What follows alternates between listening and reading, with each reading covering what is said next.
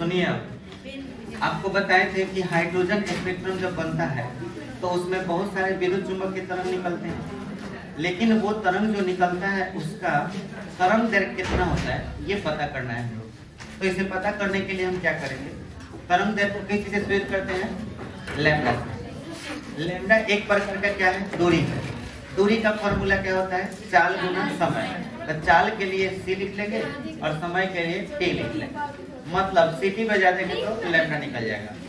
अब बताइए ये जो t आप देख रहे हैं इसका फॉर्मूला पढ़े होंगे 1/f, ठीक है, मतलब समय के लिए 1/f फ्रीक्वेंसी, तो c यहाँ पे क्या लिख लेंगे 1/f। तो बोलिए लैम्डा का फॉर्मूला क्या आ जाएगा, c/f। अब आप ठीक से देखिए लैम्डा f के पद में आ गया है, तो वही अगर हम f की बात करें या लैम्डा की बात करें, लैम्डा जो है वो मतलब c/f के बराबर आ गया है, तो f किसके बराबर होगा, c/लैम्डा के बराबर हो जाएगा। अब हम इसके बाद चलते हैं परमाणु में, मतलब हाइड्रोजन परमाणु। जैसे ये हाइड्रोजन का नाभिक हो गया, ये पहला कक्षा हो गया, ग्राउंड सेल इसको बोल सकते हो, और मान के चलो कि ये और भी कक्षाएं हैं, इसमें और भी कक्षाएं हो सकती हैं। अब ये ग्राउंड सेल से इलेक्ट्रॉन मान के चलो यहाँ से गया यहाँ पर, ठीक है, यहाँ से जंप करके गया, तो जंप करके गया तो पहले इसके पास जो एनर्जी थी वो मान लेते हैं कि वो EI था, या E1 भी मान सकते हो। I मतलब इनिशियल, इनिशियल मतलब पहला, तो पहला एनर्जी कितना था EI। जब यहाँ आया तो फाइनल में कन्वर्ट हो गया, तो हम EF मान ले रहे हैं, E फाइनल। अब यही इलेक्ट्रॉन फिर यहाँ पर आएगा, समझ में आया, तो कितना एनर्जी रिलीज करेगा, तो वो जो एनर्जी रिलीज करेगा उसका मान होगा EF माइनस EI, जो कि HF के बराबर होता है। याद आया, फोटोन की एनर्जी के बराबर ये फोटोन रिलीज करता है। तो अब बताओ फोटोन रिलीज करेगा तो उस कंडीशन में F क्या है, फोटोन का फ्रीक्वेंसी है, यानी विद्युत चुम्बकीय तरंग का फ्रीक्वेंसी है, और उस फ्रीक्वेंसी का फॉर्मूला क्या है, c/लैम्डा। तो हम यहाँ पर क्या लिख सकते हैं, h c और बटा में लैम्डा। किसी भी कक्षा की ऊर्जा क्या होती है बताइए, अच्छा याद कीजिए।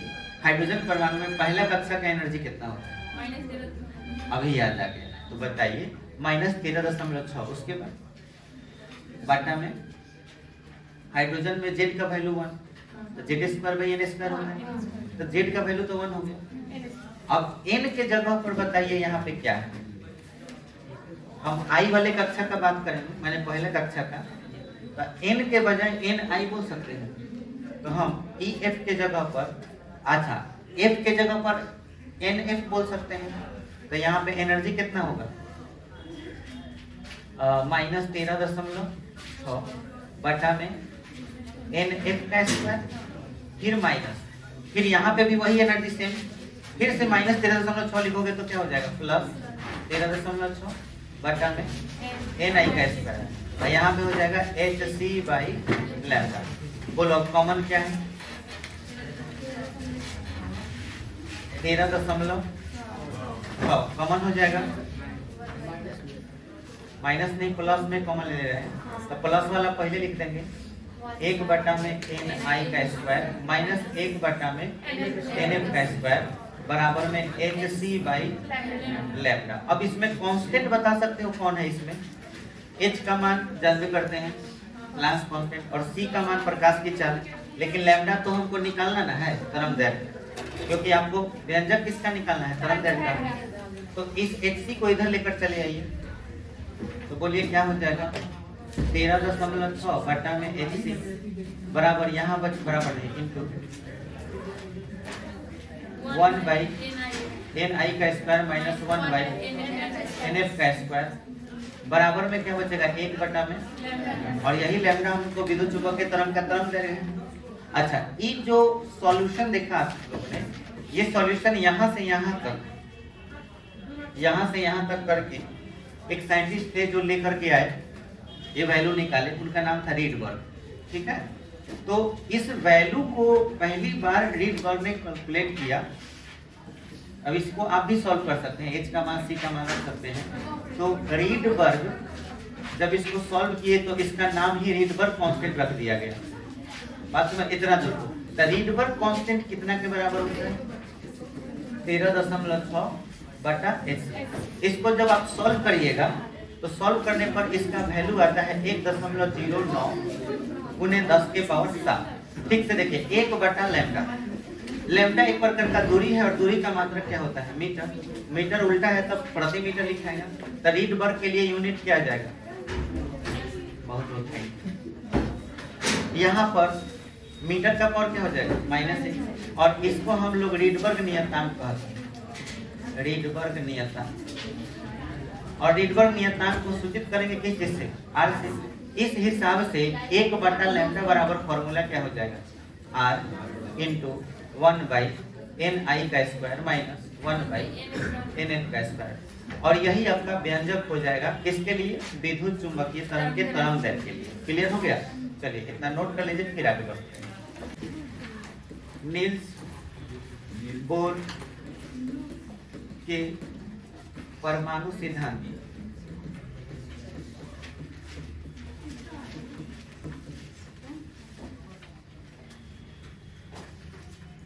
द्वारा हाइड्रोजन स्पेक्ट्रम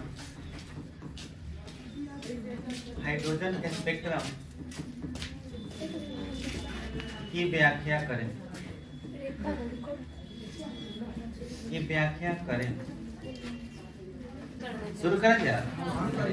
एगो लड़का के अपने कहानी है तो लाल बारे लाल बारे पियर बना के फोड़ दे। हाँ है हम पियर बना के फोड़ दे। लाल लाल से लाइमन याद रखे के बाद, ब से बामर याद रखे के बाद, प से पास्चन याद रखना है, ब से ब्रैकेट याद रखना है। अब फोड़ दें, फ से फुंड। बोल याद रहेगा। इसे कॉपी के ऐसे पेज में लिखे जहां कोई समझदार व्यक्ति इसको नहीं देखे। तो सबसे पहले इस क्वेश्चन के पूछने का तरीका समझ लीजिए। एग्जाम में क्वेश्चन कैसे पूछेगा, जरूरी नहीं कि ये लाइन रहेगा। क्वेश्चन ऐसे भी पूछ सकता है कि हाइड्रोजन स्पेक्ट्रम क्या है, इसमें उपस्थित प्राप्त श्रेणियों की व्याख्या करें। मतलब श्रेणी का व्याख्या करने के लिए पूछ देगा। हाइड्रोजन स्पेक्ट्रम क्या है ये भी पूछ देगा। ये हो गया। दूसरा तरीका ये बोल देगा कि हाइड्रोजन स्पेक्ट्रम क्या है, नील्स बोर के सिद्धांत द्वारा इसका वर्णन करें एवं साथ ही साथ श्रेणियों के लिए शर्त प्राप्त करें। बहुत सारे सवाल अलग अलग तरह से पूछ सकता है, लेकिन आपको जैसे भी पूछे हम आपको हर चीज का जवाब इसमें दे देंगे और आप अपने हिसाब से उसका आंसर लिखिएगा। जैसे हम पहले आपको बताएंगे कि हाइड्रोजन स्पेक्ट्रम क्या है और उसके बाद नील्स बोर के सिद्धांत का प्रयोग। सिद्धांत का प्रयोग सीधा करने का मतलब हुआ कि हम उसमें कौन सा फॉर्मूला यूज करेंगे, ये वाला। क्योंकि ये फॉर्मूला कहाँ से आया है? नील्स बोर का सिद्धांत ना होता तो ये फॉर्मूला ना होता। तो नील्स बोर के सिद्धांत के अनुसार ये फॉर्मूला आएगा और इस फॉर्मूला का यूज करके हम लोग हाइड्रोजन स्पेक्ट्रम की व्याख्या करेंगे, श्रेणी प्राप्त करेंगे। ठीक है, तो लाइन से शुरू करते हैं। सबसे पहले लिखेंगे हाइड्रोजन स्पेक्ट्रम। तो हाइड्रोजन स्पेक्ट्रम लिख करके डैश दीजिए। हाइड्रोजन स्पेक्ट्रम आंसर में आपको लिखना है हाइड्रोजन स्पेक्ट्रम लिखकर डैश।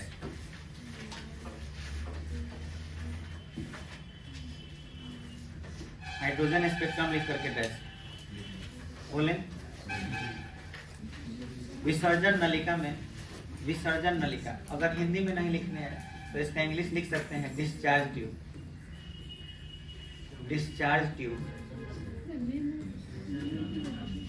विसर्जन नलिका में या ब्रैकेट में लिख सकते हैं डिस्चार्ज ट्यूब। विसर्जन नलिका में हाइड्रोजन गैस भरकर, हाइड्रोजन गैस भरकर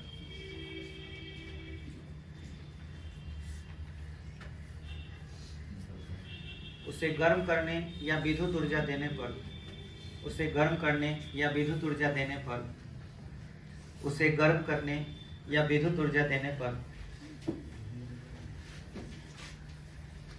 उसे गर्म करने या विद्युत ऊर्जा देने पर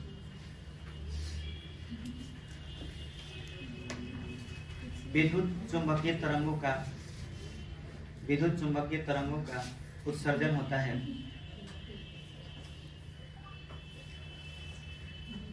विद्युत चुंबकीय तरंगों का उत्सर्जन होता है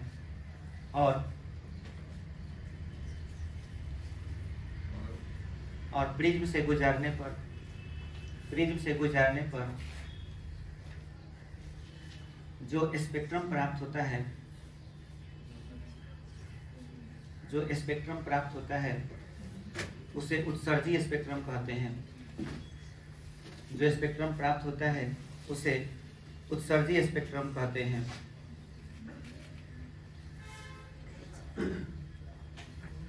यदि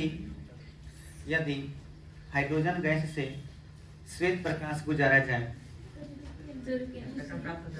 उसे उत्सर्जी स्पेक्ट्रम कहते हैं। यदि हाइड्रोजन गैस से श्वेत प्रकाश गुजारा जाए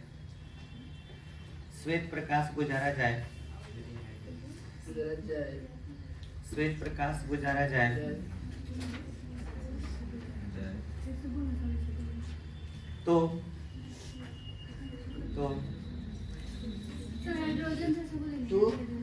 यदि हाइड्रोजन गैस से श्वेत प्रकाश गुजारा जाए तो प्रिज्म से अपवर्तन के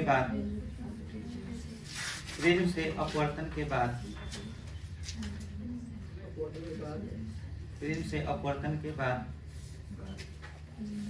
स्पेक्ट्रम में विभिन्न स्थानों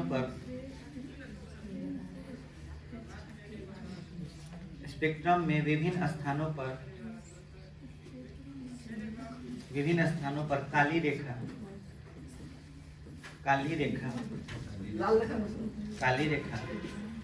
ब्रैकेट में लिखो डार्क लाइन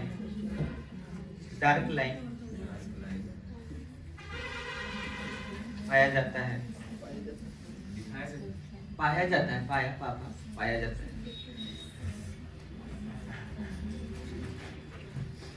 जाता है।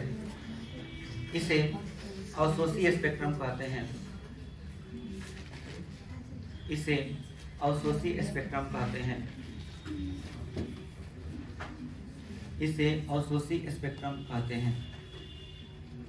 एवं दोनों स्पेक्ट्रम को हाइड्रोजन स्पेक्ट्रम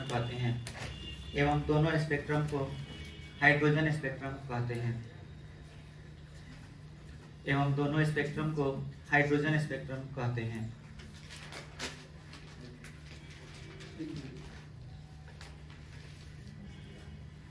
हो गया? फिर से सुन लीजिए, एक बार हम बता चुके भैया, फिर से सुन लीजिए।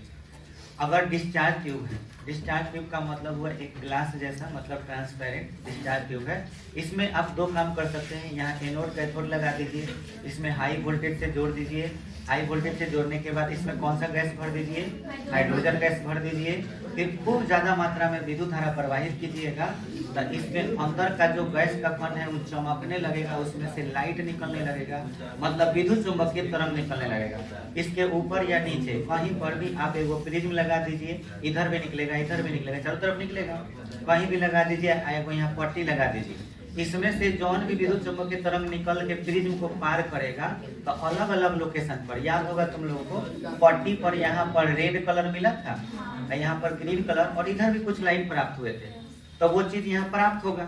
तो ये जो प्राप्त हुआ इसको कौन सा स्पेक्ट्रम कहेंगे? नहीं, उत्सर्जी। हाइड्रोजन स्पेक्ट्रम ये भी है, सही है, लेकिन उत्सर्जी क्यों? क्योंकि यहाँ पे उत्सर्जन होगा। एनर्जी जब मिला तब मन है कि हम इसको ना माने विद्युत ऊर्जा नहीं दे, खाली गर्म ही कर देते। गर्म कर देंगे तो उसमें ही ऊर्जा मिलेगा, तो यहाँ गर्म कर दो खाली। जैसे यहाँ पे गर्म करना शुरू करेंगे, फिर से वही काम होगा, यहाँ से विद्युत चुंबकीय तरंग निकलेगा, प्रिज्म से गुजरेगा, फिर से हमको क्या मिलेगा? वही चीज, उत्सर्जी स्पेक्ट्रम। ये बात बुझाया? मान के चलो कि ये उत्सर्जी स्पेक्ट्रम मिल रहा है, तो इससे उत्सर्जन हो रहा है, इसलिए ना। तो अब हम क्या किए कि यहाँ पर टॉर्च बार दिए, मतलब प्रकाश बार दिए, श्वेत प्रकाश जब बारेंगे तो श्वेत प्रकाश इधर से निकला, मान के चलो हमने प्रिज्म लगा दिया, यहाँ पे प्रिज्म लगा दिया, तो जमुना लाइन पर रेड मिल रहा था उस जगह काला हो जाएगा, यहाँ भी क्या हो जाएगा काला, अब बाकी सब रंग आएगा। इसका मतलब कि इधर जो रेड कलर श्वेत प्रकाश में जो रेड कलर छिपा होता था वो हाइड्रोजन गैस को खा गया, मतलब अवशोषित कर लिया और उसको बाहर नहीं जाने दिया। ग्रीन कलर जो जा रहा था उसको भी खा गया, अवशोषित कर लिया। इसका मतलब ये हुआ कि यहाँ पे जो स्पेक्ट्रम अब जो नया तैयार हो रहा है श्वेत प्रकाश के कारण, उसको कौन सा स्पेक्ट्रम है, अवशोषित। तो ये दोनों डिजाइन का जो स्पेक्ट्रम प्राप्त हुआ, इन दोनों को हम लोग क्या कहते हैं, हाइड्रोजन स्पेक्ट्रम। ये क्लियर हो गया। अब हम जानेंगे कि ये जो प्राप्त हो रहा है तो ये विद्युत चुंबकीय तरंग है। क्या विद्युत चुंबकीय तरंग में केवल प्रकाश ही प्राप्त होता है या कुछ और प्राप्त होता है? तो इसकी खोज विभिन्न साइंटिस्टों ने मिल करके की थी। अलग अलग साइंटिस्ट मिल करके ये एक्सपेरिमेंट किए थे और पता किए थे कि कौन कौन से विद्युत चुंबकीय तरंग प्राप्त होते हैं। फिलहाल अभी जो चीज हमारी आंखों से दिखता है तो उसको हम लोग बोलते हैं प्रकाश, मतलब हम जिसको अनुभव कर सकते हैं। दिखता तो नहीं, मतलब अनुभव कर सकते हैं। यहाँ लाइट है, हम बता सकते हैं कि यहाँ लाइट है, हमारी आंखें बता सकते हैं कि यहाँ प्रकाश है। यहाँ रेड कलर अगर है और यहाँ पे ग्रीन कलर है तो हमारी आंखें देख करके बता सकती हैं कि हाँ यहाँ पे है। तो एक बात तो तय है कि 7 गो विद्युत चुंबकीय तरंग होता है, जिसमें से आपको याद होगा GX usually live in music room, याद आया? जिसमें से लाइट को हम महसूस कर सकते हैं, इंफ्रारेड नहीं देख सकते, अल्ट्रावायलेट नहीं देख सकते। लेकिन एक बात तय है, शक जरूर होगा कि लाइट बन रहा है गर्म करने से, तो लाइट के बगल में इंफ्रारेड है। अब फिर एक पड़ोसिया है, वो और कौन है, अल्ट्रावायलेट। क्या पता अल्ट्रावायलेट भी बनता हो, क्या पता इंफ्रारेड भी बनता हो, ये जानकारी हम लोगों को नहीं है। लेकिन कुछ साइंटिस्ट थे जिन्होंने पता किया, और उन साइंटिस्ट के नाम जो है, एक पहला कौन है, लाइमन, दूसरा कौन है, बार्मर, तीसरा चौथा ब्रैकेट और पांचवा। इन लोगों ने तरह तरह के फ्रीक्वेंसी के लिए विद्युत चुंबकीय तरंग के बारे में पता किया। ठीक है, अब किसने कौन पता किया, कैसे पता किया, वही समझना है। हाँ, ये बात तो तय है कि वो लाइट के बगल में चुप रहे, अब जब बोलिए दिले मैंने तक ठीक। हाँ बोल का वो बैटरी जो है ना खत्म हुआ होगा, बैटरी लो हो गया, लेकिन वो रिकॉर्डिंग चालू है, समझ में आया? उसमें कोई टेंशन नहीं है। अब इतना बोलिए थे तो कुछ गरिया लेते हैं जब आते तो और गए। अच्छा, तब कोई बात नहीं, हुस्ना जी अगर बोली है तो वो है सिमरन है। देखिए सिमरन जी, हेलो, सी हियर, राहुल डोंगर जहाँ पे तो भोले कर। चलिए अब बोल लिए, अब रुक जाते हैं। जब हम बोलेंगे 1 2 3 हंस, तब हंस लिया सर, स्टॉप, ना हंस लो, रुक जा थोड़ा देर। अभी हंसी पर रोक लगाया जाता है और यहाँ स्टार्ट। लाइट के पड़ोसिया कौन है, और इंफ्रारेड, अल्ट्रावायलेट और इंफ्रारेड में। अल्ट्रावायलेट को हिंदी में क्या कहते हैं, पराबैंगनी, इंफ्रारेड और अब मेरा एक सवाल है, प्रकाश किसे कहते हैं? क्योंकि हमें पहचानना है कि अल्ट्रावायलेट कैसे पहचानेंगे। इसे पहचानने के लिए आपको लाइट का परिभाषा आना चाहिए। तो कौन है जो बताएगा प्रकाश किसे कहते हैं? अजोर को लाइट कहते हैं। वाह अजय जी, वाह, बहुत सुंदर। 4000 एंगस्ट्रॉम से लेकर 7500 एंगस्ट्रॉम तक के विद्युत चुंबकीय तरंगों को प्रकाश कहते हैं। बात समझ, लाइट में वेव याद होगा, wave red colour 7500, 7500 angstrom, 4000 angstrom. याद रखना है 4000 एंगस्ट्रॉम से लेकर 7500 एंगस्ट्रॉम तक के विद्युत तरंग के विद्युत चुंबकीय तरंगों को प्रकाश कहते हैं। अब इससे हम बहुत बढ़िया से पहचान कर पाएंगे। 4000 एंगस्ट्रॉम से कम होगा, अगर तरंग दैर्घ्य कम होगा तो क्या हो जाएगा, अल्ट्रावायलेट। 7500 पार करेगा तो क्या हो जाएगा, बोलो, पहचान करने आ गया। तो ये तो बात हमको बुझा गया कि इससे ज्यादा होगा तो इंफ्रारेड हम कर लेंगे, और इससे कम आएगा तो क्या होगा, अल्ट्रावायलेट।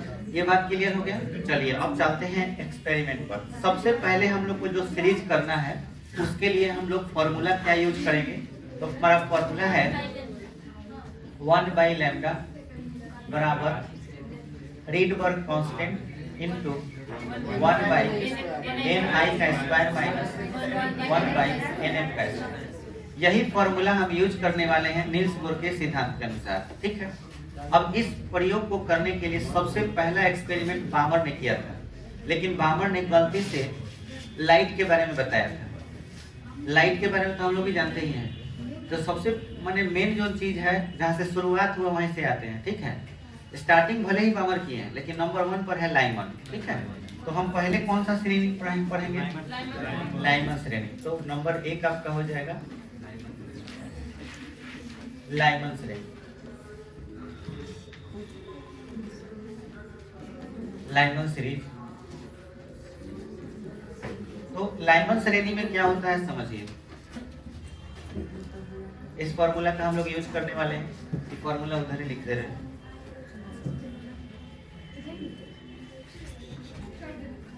वन बाई लैम्डा बराबर r इंटू 1/ni का स्क्वायर माइनस 1/nf का स्क्वायर, ठीक है।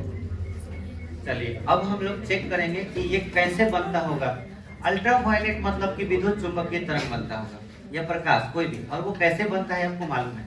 इलेक्ट्रॉन पहले निम्न ऊर्जा के कक्षा से कूदता है और प्रवेश करता है किसमें, उच्च ऊर्जा के कक्षा में।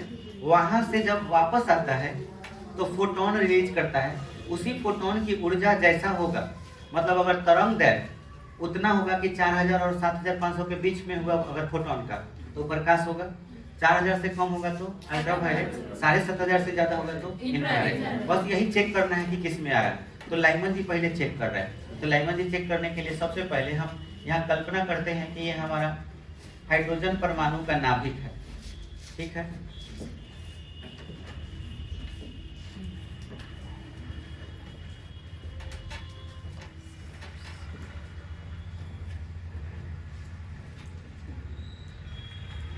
ये आपका पहला कक्षा।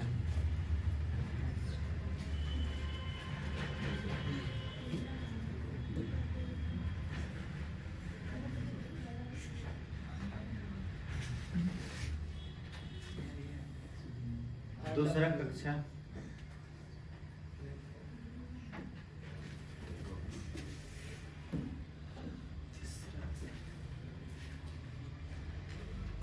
तीसरा। थोड़ा सा फिगर हम गलत बनाएंगे, नहीं तो फिगर गड़बड़ा जाएगा, माने खोज पोछ हो जाएगा। समझने के लिए और कुछ नहीं, उद्देश्य सिर्फ इतना ही है। 3 हुआ 4 रहे ना दे।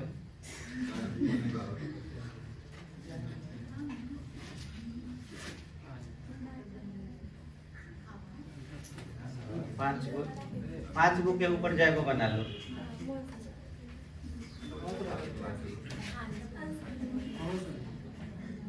बनिए ना 5 गो के ऊपर जितना बना ले। का बोलो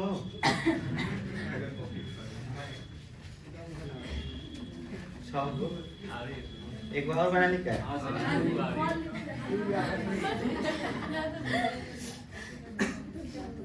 डिजाइन अच्छा लगा था, डिजाइनदार हम बने भी करते हैं। हो गया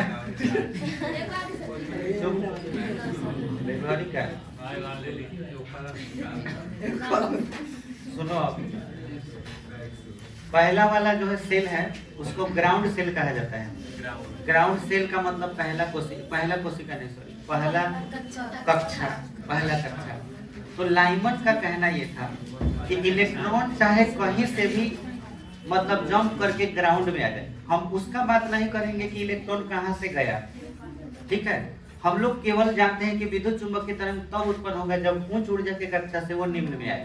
तो हम केवल किसका फिगर बनाएंगे, उच्च से निम्न के लिए। तो मान के चलते हैं कि उच्च से निम्न के लिए यहाँ से कोई इलेक्ट्रॉन जंप किया ग्राउंड सेल में, समझ में आया? तो यहाँ से यहाँ तक जंप किया, या फिर ये भी तो हो सकता है कि इस कक्षा से जंप करे ग्राउंड सेल में। तो ऐसी बहुत सारी संभावनाएं हो सकती हैं, क्योंकि कक्षाएं तो बहुत सारी हैं। ऐसे करके ये जंप कर सकता है। तो इलेक्ट्रॉन किसी भी हालत में जहां से भी जंप करे उसे आना कहाँ पे है? ग्राउंड सेल में आना है। ग्राउंड सेल का मतलब हुआ Ni का वैल्यू कितना होगा। अब आपको Ni और Nf में समझ में आना चाहिए। Nf मतलब फाइनल वाला, फाइनल में मतलब बाद में जाके जितना ऊर्जा हुआ। तो सबसे ज्यादा ऊर्जा किसके पास होगा? Nf में। और सबसे कम ऊर्जा Ni में। Ni के लिए वैल्यू हम कितना लेंगे? 1। और Nf का वैल्यू कुछ भी हो सकता है, कुछ भी हो सकता है। समझ में आया? लेकिन स्टार्ट कहाँ से हो सकता है? 2 से, 3 से, 4 से, 5 से, 6 से, 7 से, इसे अनंत तक हो सकता है। लेकिन कहाँ से स्टार्ट नहीं हो सकता? मतलब कि पहले कक्षा में ही खुद थोड़ी कूद जाएगा, यहाँ से कूद के फिर ऊपर। पहले कक्षा में थोड़ी रिलीज होगा, दूसरा में जाना जरूरी है। ठीक है, तो इसलिए Nf का वैल्यू 2 हो सकता है, 3 हो सकता है, लेकिन Ni का वैल्यू क्या होगा? 1। तो लाइमन श्रेणी में क्या होगा कि फॉर्मूला जब हम यूज करेंगे तो Ni का वैल्यू कितना लेंगे? 1। और Nf का वैल्यू कितना लेंगे? 2, 3, 4 कुछ भी। तब फिलहाल के लिए हम कितना मान लिए? n मान लिए। तो उस कंडीशन में 1/λ बराबर रीडबर्ग कांस्टेंट इंटू 1/1 का स्क्वायर। देखो फॉर्मूला में, और उसके बाद 1/में n का स्क्वायर। जहाँ n का मान बताइए क्या होगा? 2, 3, 4, 5 कुछ भी हो सकता है, अनंत तक होगा। अब सुनो ध्यान से, लाइमन जी का कहना है कि जब हम ये चीज करते हैं, जब ऐसा घटना होता है परमाणु में, तो आपको मालूम है कि इसके बीच एनर्जी गैप सबसे ज्यादा होता है। ठीक है, तो एनर्जी गैप सबसे ज्यादा अगर होगा तो सबसे ज्यादा ऊर्जा का फोटोन बनेगा, और सबसे ज्यादा ऊर्जा का अगर फोटोन बनेगा तो हम लोग जानते हैं कि लाइट के पड़ोसी है वो अल्ट्रावायलेट है, वो इंफ्रारेड है। तो लाइट तो उनको नहीं मिला, प्रकाश तो नहीं मिला, तो इसका मतलब 100% वो क्या था? अल्ट्रावायलेट। बात बुझाया? तो इसीलिए आपको याद रखना है, यहाँ से ऑब्जेक्टिव सवाल आता है कि लाइमन श्रेणी में कौन सा भाग होता है। तो इस भाग में क्या प्राप्त होता है? पराबैंगनी प्रकाश, दृश्य प्रकाश या औरत? पराबैंगनी। तो आंसर होगा लाइमन श्रेणी में कि इस भाग में पराबैंगनी तरंग या किरण बोल सकते हो प्राप्त होता है। अब आपसे पूछा जाए कि इस भाग में तरंग दर कितना होता है, तो तुमको सिंपल सा बात पता है, 4000 से कम होगा। तो ये तो सिंपल सा बात है। तो ये खोज किसका था? लाइमन श्रेणी। अब बारी आती है बामर की। बामर श्रेणी, बामर श्रेणी के हिसाब से बामर जी क्या रिसर्च करते हैं कि जरूरी थोड़ी है कि इलेक्ट्रॉन ग्राउंड सेल में ही आएगा, ये भी तो हो सकता है कि दूसरे सेल में ही जंप कर जाए। समझ में आया? किसी भी जगह से खाली कहाँ जाके जंप कर जाए? दूसरे में। जैसे मान के चलो यहाँ पर, ठीक है, कहाँ से? यहाँ से। यहाँ पर भी आके जंप कर सकता है इलेक्ट्रॉन। हम बोले थे ना कि कोई गारंटी नहीं है, यहाँ भी तो कर सकता है। यहाँ से यहाँ आ सकता है, यहाँ से यहाँ आ सकता है, और यहाँ से यहाँ आ सकता है। बात समझ में आया? तो इस हिसाब से अगर हम बोले कि अगर बामर जी इस फॉर्मूला को यूज करेंगे तो Ni का वैल्यू क्या लेंगे? 2। Ni का वैल्यू हो जाएगा 2, और Nf को n के ही बराबर लिखेंगे। तो बोलिए इस हिसाब से 1/λ बराबर क्या होगा? R इंटू 1/2 का स्क्वायर माइनस 1/n स्क्वायर, जहाँ n का वैल्यू कहाँ से शुरू होगा? 3, 4, 5, 6। अब बताओ बामर के हिसाब से एनर्जी कम हो जाना चाहिए कि ज्यादा? अल्ट्रावायलेट तो ग्राउंड सेल के लिए मिला, तो अल्ट्रावायलेट के बगल में कौन है? लाइट। लाइट के बगल में कौन है? इंफ्रारेड। तो बामर जी को क्या प्राप्त हुआ था? लाइट प्राप्त हुआ था। लाइट पहली बार देखने के लिए, क्योंकि लाइट को देखने के लिए हमको कोई यंत्र की जरूरत नहीं, समझ में आया? वो तो आंख से भी दिख सकता है। तो इसलिए बामर जी सबसे पहली बार लाइट के बारे में बोले थे। इसलिए अगर आपसे बोला जाए कि बामर श्रेणी में क्या होगा, तो इस भाग में प्रकाश तरंग या आप प्रकाश का एक और नाम बुक में लिखा हुआ है दृश्य प्रकाश, दृश्य प्रकाश प्राप्त होता है। अब आपसे पूछा जाए कि तरंगदैर्घ्य क्या होगा, तो 4000 से लेकर के, क्योंकि लाल कलर प्राप्त होता था ना ग्रीन, तो वो लाल सब किस में आया, प्रकाश में ही आया। चलिए तीसरा नंबर बताइए, तीसरा नंबर पांचचन श्रेणी। तो पांचचन श्रेणी के लिए हम लोग का कहाँ से इलेक्ट्रॉन कहाँ पे जाना चाहिए बताइए, मतलब तीसरे में आना चाहिए, यानी इलेक्ट्रॉन यहाँ पर आ सकता है या यहाँ से जा सकता है या यहाँ से जा सकता है, इसके अलावा यहाँ से। बोलो क्लियर हुआ। तो अब इस हिसाब से हमारा फॉर्मूला में Ni का वैल्यू क्या आएगा, 3 आएगा, और Nf बराबर हम n लेंगे, तो इसलिए 1/λ बराबर R इंटू क्या आएगा 1/3 का स्क्वायर माइनस 1/n² होगा, जहाँ n बराबर 4, 5, 6 डॉट डॉट इनफाइनाइट तक हो जाएगा। अब बताओ पांचचन श्रेणी में क्या होगा, अल्ट्रावायलेट मिला, लाइट मिला, अब अभी ऊर्जा और कम हो जाएगा, तो अब क्या मिलेगा इंफ्रारेड, यानी कि हम लिखेंगे इस भाग में और तरंग प्राप्त होता है। क्लियर हुआ। अब बारी किसकी आती है, कौन से साइंटिस्ट की, ब्रैकेट की। तो अब बताओ इलेक्ट्रॉन कहां से कहां जाना चाहिए, अनंत से चौथा में, यहाँ या फिर यहाँ से यहाँ पर या इस जगह से यहाँ पर। बात बुझाया। तो अगर हम ब्रैकेट श्रेणी की बात करें, चौथा नंबर ब्रैकेट श्रेणी, ब्रैकेट साइंटिस्ट का नाम है, पोस्ट मत समझ लेना सर। अब बताइए इस भाग में क्या होना चाहिए, तो इस भाग में भी इंफ्रारेड ही था, लेकिन उसकी ऊर्जा इसके ऊर्जा से क्या थी, कम थी, मतलब इंफ्रारेड में ही तरंग कम तरंग दैर्घ्य वाला प्राप्त हुआ था। तो हम यहाँ बोल सकते हैं कि इस भाग में भी कम ऊर्जा वाला औरक तरंग प्राप्त होता है।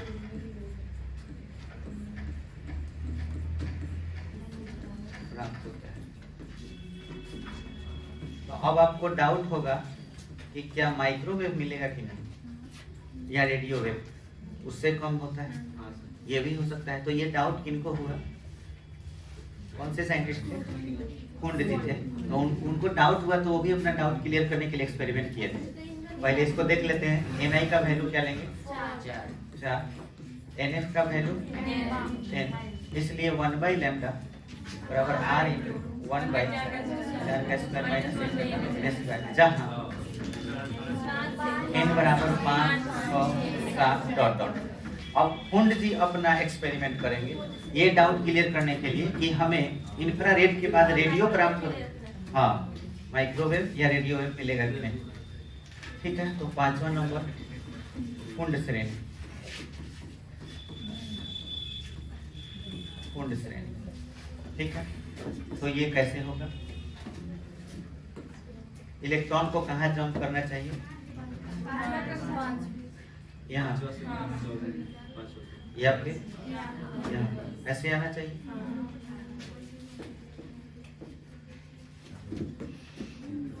दुख की बात है कि इस भाग में भी औरत तरंग, लेकिन बहुत कम हो गया। ठीक है, वो पहले से भी ज्यादा है। तो हर हालत में खाली क्या मिलता है, सबसे कम अगर मिलेगा तो औरत, सबसे ज्यादा मिलेगा तो पराबैंड, बस ये 3 को मिलकर करता है। ठीक है, तो इस भाग में बहुत ही कम ऊर्जा का औरत तरंग प्राप्त होता है।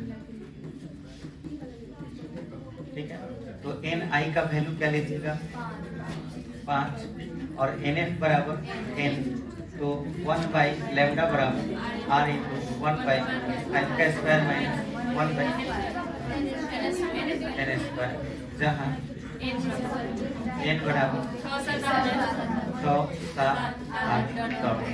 बोलो क्लियर हो गया? अब बताओ ये कौन सा श्रेणी है? ये आपका है लाइमन श्रेणी। ये वाला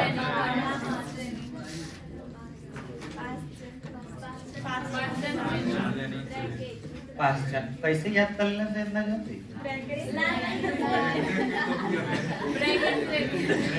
श्रेणी याद हो गया। ब्रैकेट श्रेणी, कुंड श्रेणी। बोलो क्लियर हो गया? तो चलिए हम लोग आंसर लिखने के लिए सबसे पहले हम श्रेणी के बारे में बात करेंगे। तो आंसर कैसे लिखना है उसके लिए आप नीचे पैराग्राफ चेंज करके लिखिएगा। हाइड्रोजन स्पेक्ट्रम में श्रेणी लिख करके डैश। हाइड्रोजन स्पेक्ट्रम में श्रेणी लिख करके डैश।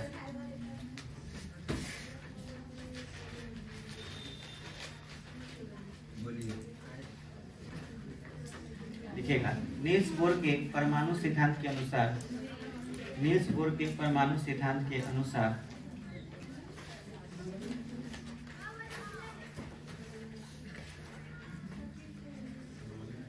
नील्स बोर के परमाणु सिद्धांत के अनुसार विभिन्न वैज्ञानिकों ने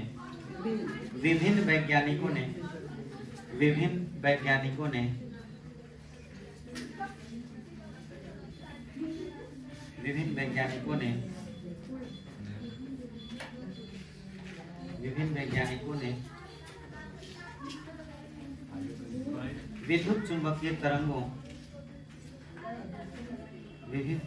चुंबकीय तरंगों की श्रेणी प्राप्त की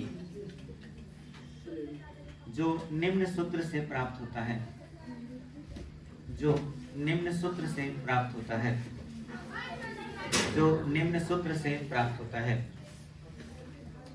जो निम्न सूत्र से प्राप्त होता है। ये सूत्र आपके सामने नोट कर लीजिए।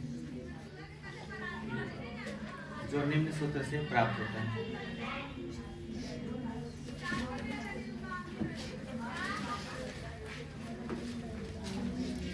हो गया?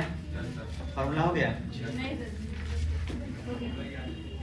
अब आपको यहाँ से फिगर बना करके आराम से नोट करते रहिए पूरा।